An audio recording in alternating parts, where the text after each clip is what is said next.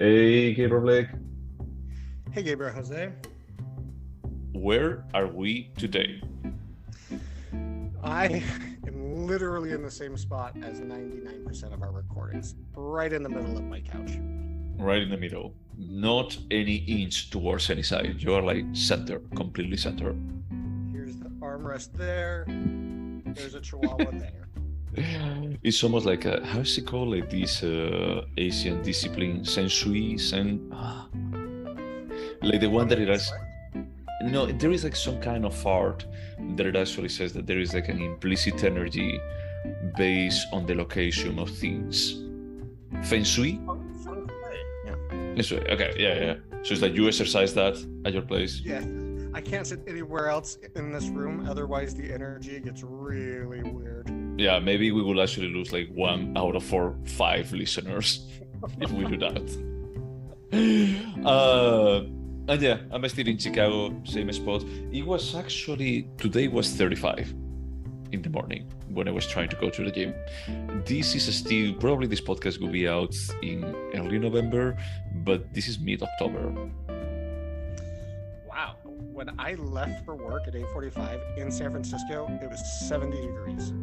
And it was cold, probably. Oh, it was fantastic. It was jacket. It was incredible weather today. The funny thing is that this weekend I think that it's going to be 85 or something like that. It's just crazy, like how the climate, the weather goes like one way or the other. But talking about things that they don't go one way or the other, they remain constant. What did we watch this time? This was your pick, so you introduce it, you son of a bitch. No, I'm just kidding. You chose the 2000 film by Wong Kar-wai, In the Mood for Love. Yeah, this was my pick. Thank you for just introducing the movie. And the reason why I pick it is because it's a movie that I only watched like a couple of years ago, and it just remained in my brain. I think that you actually recommended it to me, and I one day, like during the beginning of the pandemic, that we couldn't do anything else more than staying at home and watching stuff, I watched it and I felt really impressed by it. It was like something that it really stuck with me, but then it actually just made me think if it was a bit more of an idealized view of what the movie was, or if it truly was a really, really good movie. So you're welcome if I really did recommend it. I'm not sure that I did, because I've only seen this one other time since I met my husband, which was just over 9 years ago. And I recognized that it was a good film, but I didn't particularly enjoy isn't the right word. It's not like, would you recommend it? Yes. Would I have watched it again? No. Those were the answers back then. Okay. So yes. The funny thing to me, and I think that is what really reinforced them as how much I like it, is that one day we're having like some social time with my team, and almost everyone was from a different country. So one of the questions that we had, it was a bit more about like, hey, would you recommend any movie from your country that you are from? I think that I recommended Volver. Of course you did. No, probably it's all about my mother or something, but I'm pretty sure that it was like a Almodovar movie. And then my back then boss, that he was from China, he actually recommended, like, yeah, there is this movie from 20 years ago from this Chinese director that is called Kar-wai Wong, that is called Fayu Ningwa, and he started describing it. I mean, I know the title because I'm reading. He started describing it. It's like, oh my god, that's In the Mood for Love, and he said, oh, you watch it? And then I was like, just like, oh, people know this was like a big deal, like. Yeah, I was thinking like, how could I have not heard about this film in 2000? And the answer is I was living in rural Idaho and I was 16, so I have an excuse. You were in Europe, dude. I honestly don't know. This is okay. I don't want to jump into the questions. I don't want to say how I feel yet. So we already said, I mean, I was curious to watch it again. You recommended it to me. We didn't record about it. So I'm curious to hear what is your opinion about it. Do we want to do a synopsis? Yeah, let's do a synopsis first. Yeah. Okay. So we're gonna struggle with the names. I apologize, but Mrs. Chen is a secretary, I think, and her husband is a business executive. I don't even think we ever see the husband. Anyway, this man and wife, Mrs. Chen, that's the important name. Mm-hmm. She rents a room in an apartment where a family already lives, and they just... Sorry. Who rents the room? Mrs. Chen. Mrs. Chen. Okay, yeah. Yeah, it's Mrs. Chen. Rents a room with her husband. Her husband is always traveling. Yep. Right next door, in the apartment next to them, Mr. Chow rents an empty room with his wife, who is I don't remember the profession. He's in a hotel, no? She's like a... I wanted to say waitress, but she like picks up shifts all the time, so she's always working and he never knows her schedule. I think there is like a front desk at a hotel. Okay. Yeah. So Mrs. Chen and Mr. Chow are alone a lot, not together. They live in separate places, and at first they run into each other and they're just cordial, and they become kinder and kinder, or friendlier and friendlier. But very, very polite, like very from the distance. Yeah. There's no flirtation. It's just that it's this very, hi, how are you? Mr. Chow ends up asking Mrs. Chen to get tea one evening, and they have this very interesting discussion about her purse and his tie, and it turns out that most likely they were given those as gifts, which exposed the affair that their spouses were having together. And they're just kind of devastated. I mean, they're devastated, but it's not like sobbing. It's more like this intellectual kind of processing the news. Yes. So they start spending more and more time together. Oh, just a quick thing is that this movie takes place in Hong Kong in '62, so divorces and other things, they were not like that common. Right. So Mr. Chow invites Mrs. Chen to write a martial arts comic book. I think they use the word serial. Serial, yeah, it's a serial, yeah. Together, and she kind of agrees, although they never really get to writing it, but because they do. I mean, there are like scenes where they're like writing. He even like saws in the hotel. Even because at the beginning they used to work at his room. That's the reason why they get trapped there, and that's when they say it's like, hey, I'm going to be like moving to a hotel room because I don't want people to talk about like we may be having an affair. And there are like several scenes when they are seeing about like how he saws the work to her and how she gives like some critique. It's not a centerpiece, but it's like it's left to be understood that they do something. Yeah. So yeah, he ends up moving to a hotel. They eventually, not permanently, he gets a hotel room to work from. She visits him. They confess that they have feelings for each other, but they decide they won't act on it because they don't want to be like their spouses who are unfaithful bastards. Dishonorable, unfaithful bastards. The movie progresses and they basically fall in love. They don't have sex. It's very chaste. And they're just two kind of heartbroken people that found each other. I don't know how to describe it. I feel like I'm not even doing the film justice. Ultimately, Mr. Chow decides to move to Singapore. Makes it work. And he says, if there's a ticket on the plane, will you come with me? And I can't remember, does she say no at first? Anyway, it doesn't matter. She decides to go with him, but she shows up to the hotel too late. Or so she thought. So she... What?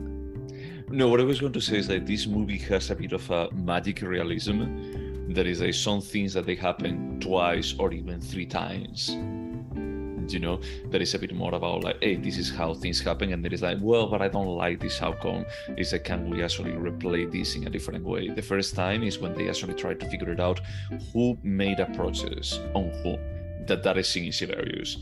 That at the beginning is like he tries to flirt with her, and then it's like, yeah, but maybe it was the other way around, and then she actually does the same, but this is like this very like coy laugh for trying to make him appeal, and it's like, no, this doesn't work. It's like, it was probably my husband, the one that did it. And they do the same like with the ticket plane, is that they leave it a bit on the air, but they made you understand that she didn't fly there. And then, like sometime later, I think that it actually jumps to 63, is that there is that scene.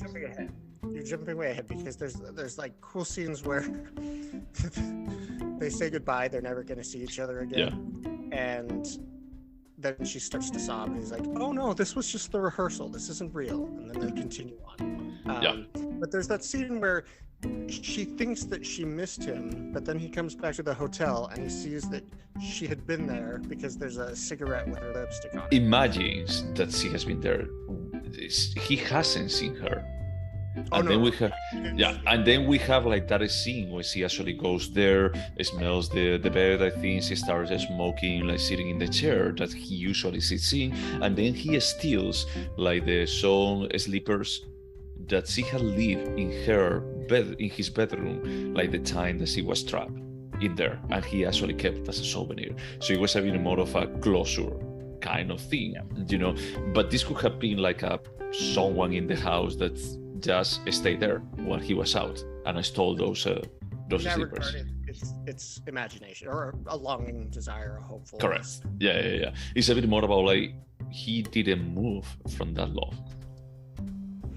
So then it jumps forward a year in the future. Mr. Chow's in Singapore, and he basically says like a Chinese myth about telling a secret. Like if you have a secret, carve a hole into a tree at the top of a mountain, you whisper the secret into it, and you cover the hole with mud, and then the secret's gone. And then it's a few years later, and I don't know how to describe this irony exactly, but Mrs. Chen shows up to the old place, to her old landlord. The landlord's moving to America. She's thinking about renting the apartment, and obviously Mr. Chow is gone. We don't see what happens exactly, and then it shows Mr. Chow come back, and he's visiting his old landlord, and he's like, oh, I used to live here, who lives next door? And the person there says, I don't know who it is, it's a woman living there with her son. And the son is cute. That sentence, it was like, okay, I'm not trying to get it out of context. It's the 60s, maybe it was okay about like talking about kids as cute, you know, like strangers, kids as cute. Is like, but probably you should say that the woman is cute. But he doesn't know that the woman is actually Mrs. Chen, and so he leaves. And then we see like the other apartment, and we see Mrs. Chen with the son. Yes. And they're just getting out. And that's like the point that you start wondering. Yeah, they miss the connection. Yeah, exactly. And then you wonder about like if this is 66 and they were in 62, how old is the kid? Is it 4 years old? Wonder. Yeah, did something happen? They never explain it, because this movie is not about explaining anything. It's literally about mood. Yeah. And then the final scene is, I can't remember how much further in the future it jumps. It's 1 year, I think it's 67 probably, yeah. Mr. Chow is visiting Angkor Wat, and there's a hole in the wall of Angkor Wat, and he whispers something, we don't know what he whispers. He covers it with mud, and then the film ends with the most beautiful soaring shots of Angkor Wat that were just like, it was such a beautiful metaphor in my mind of like something that was great and then deteriorated, and then it was just gorgeous. The end. I have to say, we're talking about like God's creatures last time, and we were saying that it's like, hey, the photography is like an easy given from the perspective of Ireland, and it's beautiful. This movie has probably one of the best photographies that I've seen in my life. If I think about it, and I know that it's a bit cheating, but I would say that the only other photography that I would say is like, this is incredible, and probably for that one they put like a bit more effort, is spring, summer, fall, winter, and spring again. Got it. Of Kinky Dog. Is that one was like, okay, you guys made a really big effort and it paid off. But this one is like every single frame and every single scene is like, is so aesthetically pleasing. You know, everything is like so amazingly done that it's painful to rewatch it again. I thought that it was like idealizing it in my mind, and it's like, no, this is incredibly beautiful. It's like poetry the whole time. So I mentioned to you earlier in the recording that the first time I watched it, I was like, I would recommend it, but I probably wouldn't watch it again. When I watched it this time, I was like, what the fuck? This is incredible. This is incredible. So I was doing some research on Wong Kar-wai, and yes, sometimes these they always switch the names around in credits. I don't know the correct way to say his name. But apparently he was kind of one of the first Hong Kong directors to start thinking through the lens. And so in the stationary frames, you almost are always seeing an additional frame within the frame. So you might be looking everything is framed. Yeah, that's true. Yeah. Or you might be looking through a window, or you might be looking almost around a corner. It's like you're witnessing this. Yeah. But the most mind-blowing thing for me, it was the way he is able to do cut edits between motion. So like the man and woman walking, we see one shot, and then it cuts, and we still see them walking from a different angle, and it's just like breathtaking. And I rarely call editing breathtaking. And Something else that I found like mind-blowing when I watched it the first time, and I watched it with my boyfriend, and I was like just staring at him like every single time that it was happening, and he tells after 3 minutes, he's like, so they're never going to show the spouses? And it's like, no, they're not. Is that they are like basically always, when you hear them just talking, they are like off screen. Is that they're like basically a representation, and in many scenes it's like it looks like they are there, but we don't see their face. Is that they are like negative space for exactly something that is like missing in their lives. I just felt is that this is like the perfect definition, an elevated definition of what is like the mise en scène. You know, it's like everything is like just beautifully made, beautifully realized, and it not only from a classical perspective, it's like it has I don't know, like a sensibility that I don't think that I've seen in many other movies. I wish I could take credit for this, but I read it somewhere, probably the New York Times, where they said this film really isn't about a straightforward narrative, although it is there. There's like a strong narrative, but this film is literally a mood, and I fucking hate that Gen Z has co-opted that as slang to be like, this is a full-on mood. No, like this film is the literal definition of a mood, and it's just, it's so different than normal films without being different. I don't know. I can't gush about this movie enough. Yeah, no, honestly, this is a movie that the first time that I watched it, I thought that this has been amazing. But it's a small, intimate story, you know, and it's a story that I love that it doesn't have like a happy ending per se. It's a bit more about like two souls that they crave the love that their partners cannot give them, you know, but at the same time they have the principle for saying like, we don't want to be like our partners, that they're unfaithful to us. Is the kind of dichotomy between like, we want to love and be loved, but at the same time we don't want to betray, even if we have been betrayed. And I feel like that conflict is, I don't know, it's like, it could be like a Shakespearean play, but it's done in such a beautiful way that I feel like it's elevated. This is what makes cinema. So considering that scene, which was particularly powerful to me, and I'm glad you called out that it took place in Hong Kong in the 60s, so divorce wasn't really an option.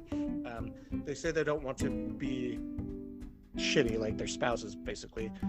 Do you think then, first off, do you believe them? And depending on that answer, do you think the kid is Mr. Chow's? I do believe him. I do believe them for most of the movie until the end. You know, it's like when you see the kid, it's that you actually think it's like they have such an intense thing. And I have the feeling that is that the woman didn't forget him either. You know, it's like we don't know if she really go to Singapore or not, but she definitely. She sobs when she goes back. Well, she doesn't sob, but she cries when she goes back years later to visit The apartment. Yeah. Yeah. That's the reason. Is like regardless if she actually went or not to Singapore, is like she went back because that was like a special moment on her life. That it was like less than a year, you know. So it's like for her, that was the place of happiness, the place that she actually just comes back to because it represents that love, that's unfulfilled supposedly love, until we see that, and it leaves like the audience with a bit more of the thought is like, did they really had more? No, but at the end it doesn't really matter much, you know. It's a bit more about like the idea of being in love with someone and that actually just impregnating the rest of your existence, that you can move physically from one place to another, but it's that you're always going to be stuck on that feeling. So I almost hesitate even mentioning this because, well, you'll understand why, but there's a rumor that Wong Kar-wai actually filmed a sex scene and then never used it, which I think is one of the most brilliant editing moves ever, because adding a sex scene would have taken this from literally the mood of love to kind of in the mode of lust. Yeah, a little bit. And what we have here is so perfect, and what we have here is contained so perfectly that it just would have changed everything. So I have a question. Do you have the IMDb page open? Yes. Do you see the poster that I have? That is a Mr. Cho like hugging Mrs. Chan from behind. Yeah. That doesn't really happen in the movie. There is no like a last. There is not a last scene like that. Yeah, no, I don't remember that image at all. Interesting. So I think that you may be right, because when I saw the poster, I always feel it's like there is nothing. They're always like so polite how they treat each other. That's the reason why I love the scene when they're thinking about like who insinuated, who made the move, compared with each other, and like the smile that she is like very flirtatious. That she's gorgeous. Well, both of them are gorgeous. But it's like, see actually that smile that she gives, that is like, oh my God, it's like, this is heart melting. It's like, of course, she's going to be like just getting away with that. But there is never that crosses the line. And that's like something that I appreciate, that it feels, I don't know, it's not timely for 2000. You know, it's a bit more of that kind of principle is really surprising. Yeah, but the fact that there was no sex, I think, is what exactly makes this timeless, because this movie is an emotion. Yeah. And anything beyond what was in the film could have ruined that. Yep. Yeah, it's a bit more about like just like pure chemistry, like pure connection between like two human beings. I have to say, I loved it. I loved it, like watching it again. I felt like it was like a really, really powerful movie. That is probably one of the most beautiful movies that I ever watched. I couldn't agree more, to be honest. I was so surprised at how much I enjoyed it this time around. I'm surprised that you didn't enjoy it that much the first time, but you still recommended it to me. If I recall correctly, my husband was like, let's watch this movie, and I was really not in the mood For love. to watch it, in the mood for love. Yeah.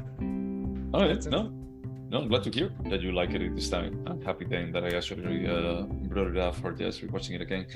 So let's go over the questions. Or is there anything else? Because the story is not too complex. It's that we are giving other characters, you know, but they're like background characters. They're not important.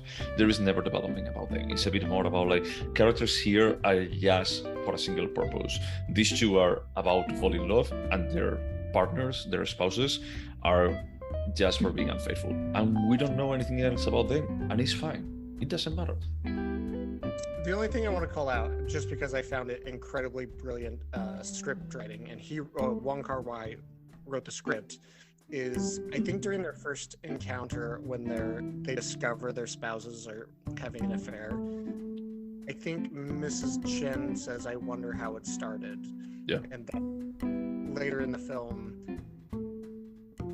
when it's clear they've fallen in love, she says to Mr. Chow, "I didn't think you'd fall in love with me." And he says something, I'm not going to say it eloquently, he's like, "Well, now we know how it started. Unexpectedly, I fell in love." Yeah. And I was, Yeah, no, that one is like pretty good. That one is like pretty good about like, oh yeah, most of the time relationships, that's how it starts. It's not about like, oh, I plan to fall in love with this person. It's a bit more about like that chemistry just develop and that becomes organic. Yeah, that's true. That's like a master stroke of the script. That is like pretty simple, but it's like it works perfectly. Did you like the slow-mo scenes? I did, and I hesitate because the first Wong Kar-wai film I ever saw was called My Blueberry Nights, which weirdly stars that singer that was super popular, Nora Joan, and Jude Law, and he uses that same effect. And at the time when it came out, I thought, this is the weirdest effect. I'm not sure how I'm supposed to feel. But when I saw that effect in this film, I was like, I don't know what this is doing to me, but it's making me feel something, and yeah, I like it.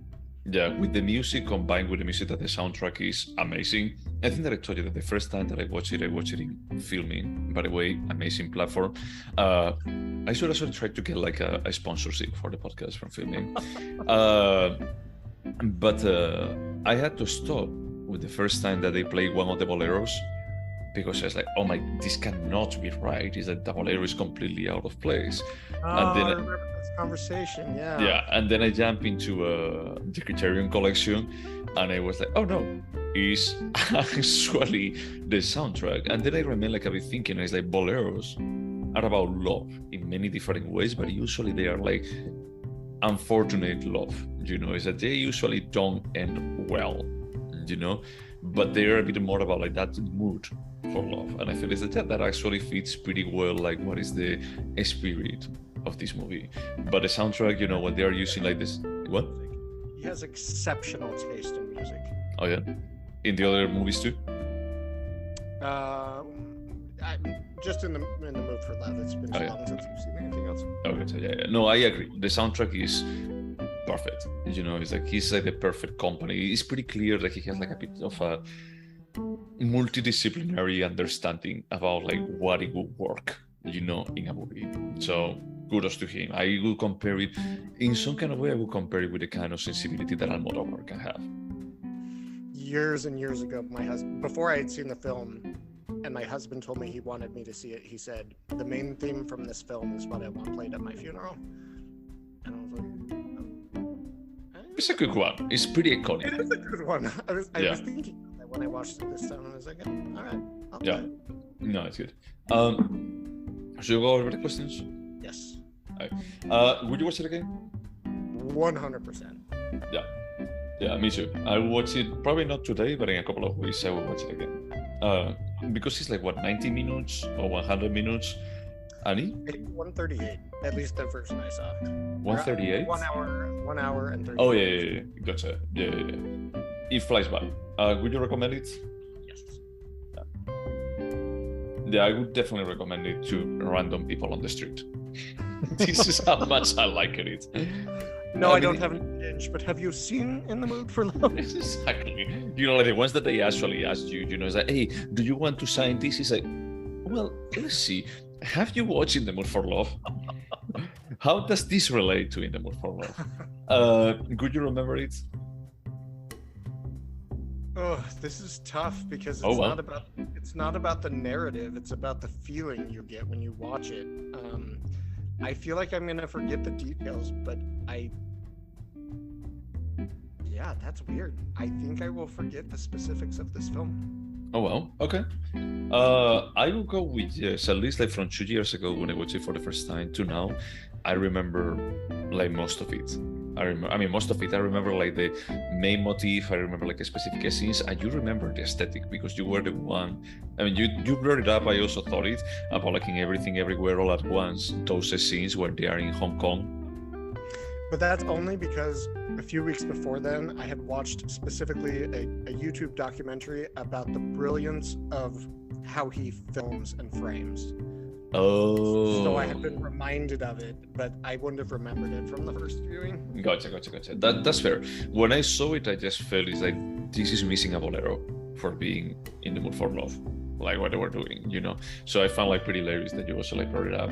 But I think that I remember specific scenes, like the scenes where she works, or like with Mrs. Cho works, that we never really see her there, but we see her like answering the phone, you know, like the back. I think that we see the back at some point.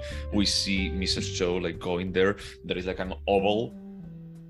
I remember that I seen for everything about like, I love that window, you know, and the framing of that. And in other scenes, it's like there are like many scenes that they're like so iconic, so unique that it's like it's impossible to forget. And the story itself is like pretty simple. Yeah. Is there anything artistic about it? Yes, it's one of the most beautiful films I've ever seen. Yeah. Is it a timeless piece? Yes. You hesitated there for a second. No, just because in our last episode we talked about redefining what this question actually means, but just strictly how we've been answering it for 200 episodes, this is absolutely timeless. Yeah, I think that this is timeless. I mean, it's love. That's basic pure love, you know. Anytime. Yeah, so I don't think, I mean, it doesn't feel cynical, it doesn't feel too forced, it doesn't feel like too melodramatic. It feels so organically made that I think that it's like you could see like 50 years in the future and nothing would change. I don't know too much about like what Hong Kong was in 1962, but I just felt like this is something that I can relate to. I mean, not personally, but it's something that I could see happening realistically. Yep. Would you turn this into a TV show? I wouldn't change a thing about this. I just for fear of ruining it. Maybe like you pointed out that Fargo turned out to be a pretty good TV series, but I would just be too afraid to touch this and ruin what I consider nearly a perfect film. Yeah, I don't think that I would turn it into a TV show. I don't think that there is much more that I want to hear from this story. This is a complete story from the beginning to the end. I don't need like an episode where there is like the big reveal that we see the face of the husband of Mr. Chan. It's like I don't care. It's like the magical thesis that you don't have to do these reveals. Could this have been a short? Nope.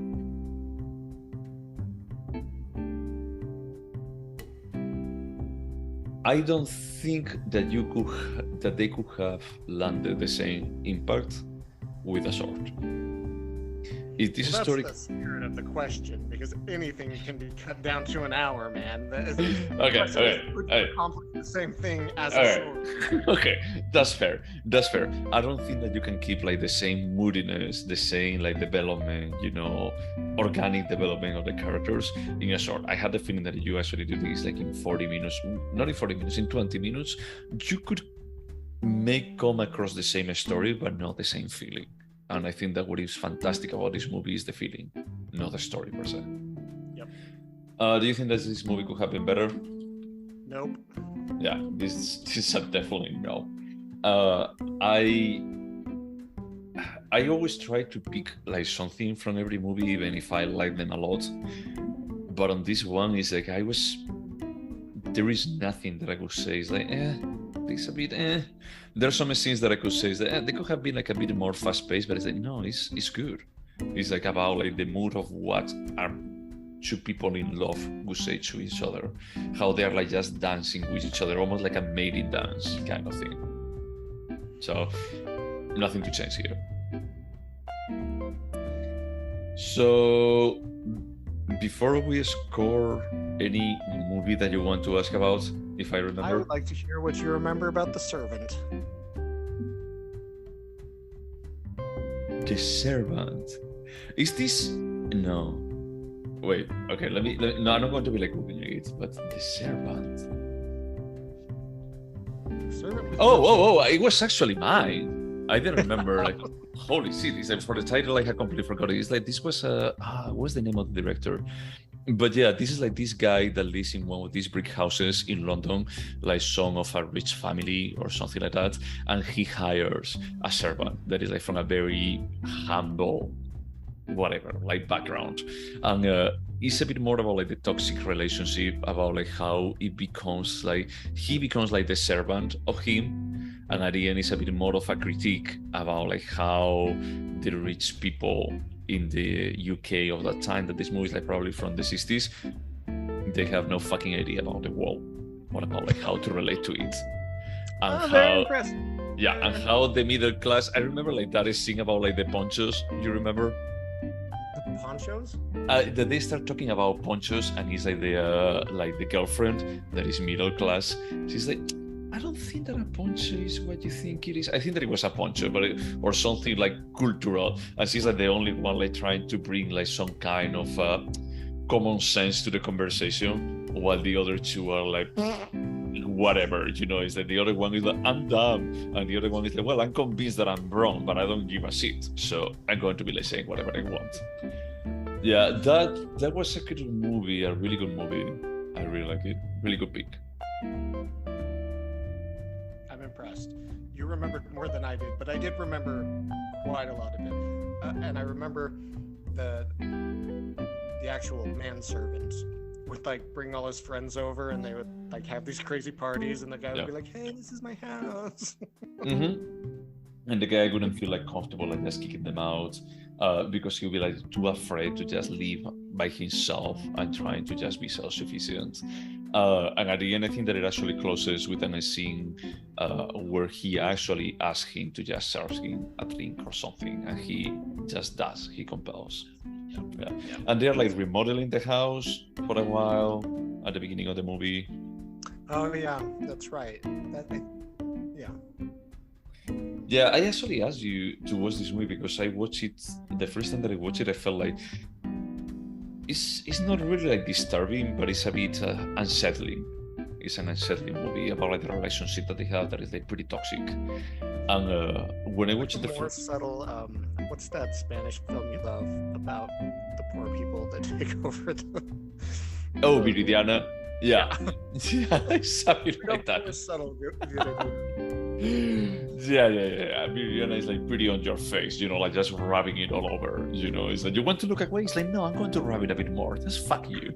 No, this is a bit more subtle, and the commentary. Yeah, I couldn't say that it's more elevated or anything, but both of them, they explore like the same topic about like what is like the projection that you have about like your class in society, and about like the kind of people that they are behind that projection.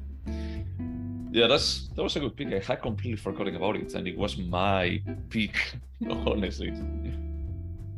Cool. So going back to In the Mood for Love, should we score it? Yes. So this was your pick, which means I have to pick. I don't know, man. Like, I feel like I want to give this a 10, but I'm like, is there something wrong with it? Do I have to give it a 9.5? I'm just gonna give it a 10. This is a 10 for me. That's absolutely fine. For me, it's a 9.5. I was between like a 9, 9.25, 9.5 is, but as I want to talk about it, like, this is gorgeous. This is what I think, we had mentioned this a couple of times, is that this is something that makes cinema, that justifies cinema as a whole fucking medium. There are not so many movies that you could say is like, this is something that justifies 100 years of a story of creators doing this.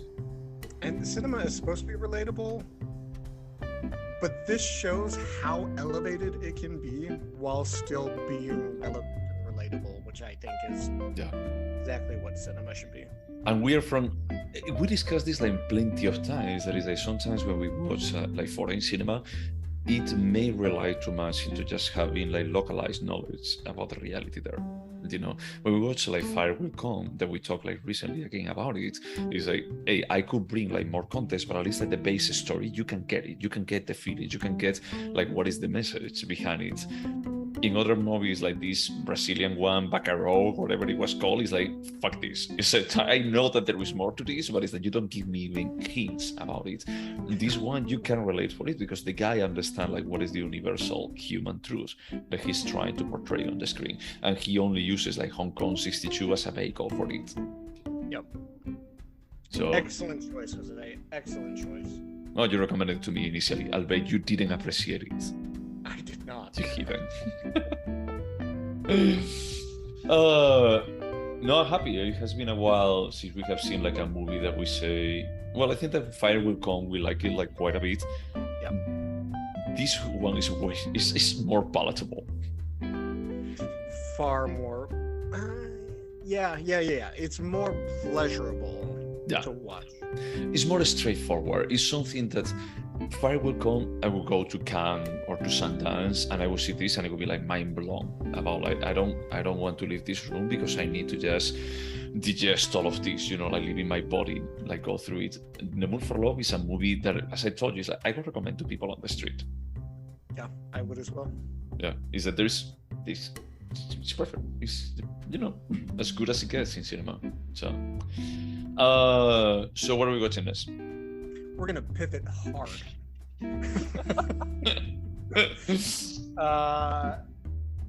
We don't know when this podcast will be published, but it is October. It's nearly Halloween. We are going to go back and watch The Exorcist. I mean, we're discussing earlier. I'm going to be like seeing it in the cinema, and I had a friend that he was asking me about going to watch Black Adam, and I was like, well, it's a friend. I will go to watch anything with a friend if they're interested with it, even like, I don't know. Shut up. You already know. I actually talking at the same time, I received like a mail telling me, like, hey, they're going to be doing a showing of The Exorcist in the cinema, and they're going to have a real life replica of the bedroom where you can just take pictures laying on the bed. So cool. Just look forward to that picture. But I actually asked my friends that, hey, would you be interested in watching this? And what I'm talking is just made me reflect a bit. That is like, this is one of my favorite horror movies that I usually tell people that is a good movie, regardless if it's horror or not. And I've never watched it in the cinema. I mean, it looks like Salvatore is a bit disturbed by it. He's texting me from whatever demon is already in his house watching The Exorcist. So I'm super looking forward to just watch it and just discuss it with you. Cool. Anything else to say about In the Mood for Love? No, just excellent pick. Cool. And to all of those people out there, it's like just throw whatever you're doing. It's like it's not as important as just watching In the Mood for Love if you haven't. Yeah, just drop everything right now. Yeah, it's like and watch it. Okay, bye.